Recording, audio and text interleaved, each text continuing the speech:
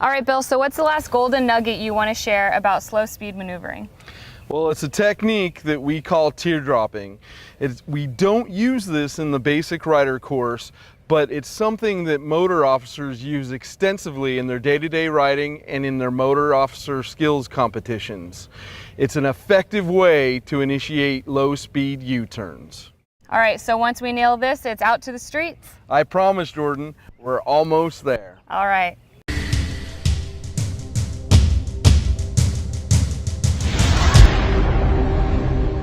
So I want to define teardropping.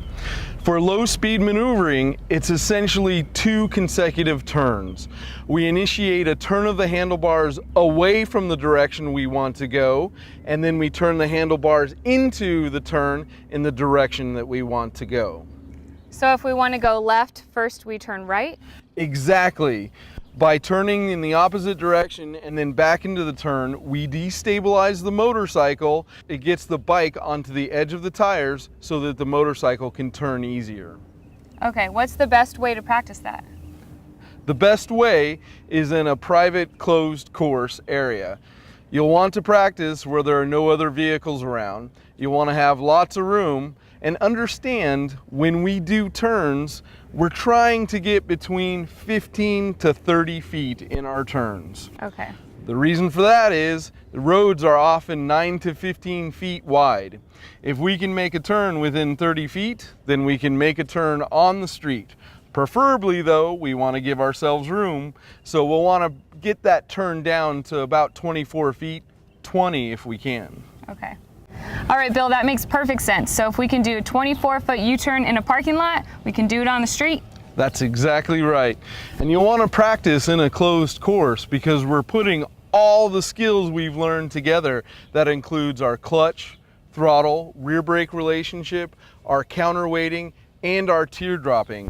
We'll want to have that skill put all together nice and tight before we start mixing it up in traffic. All right, so are we ready to try this on the street? Yep, we're ready to go. Let's do it.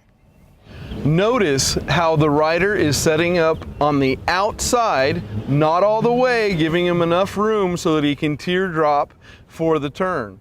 Notice how early he's established the clutch, throttle, rear brake relationship. Watch as he counterweights before he initiates the turn, turns his head, turns the handlebars, and away he goes to make that tight U-turn on the roadway. So I bet this comes in handy in parking lots too. Absolutely. You can be in a parking garage or you can be in a Target parking lot and it works all the same. So we've come a long way since our first video on friction zone, and there is a lot to get right. You're right, Jordan. There is a lot to get right, but Team Arizona is here to help you become the best possible rider. You know, the coaches have been showing you in the videos the various techniques and skills, and they make it look easy, but it didn't start that way for them. They started at the bottom and they worked their way up, practicing the techniques on a regular basis to get better. And we're here to help all riders enhance their skills. And you can start by visiting motorcycletraining.com. Awesome, Bill. Thanks so much for your insight, and I can't wait to get started.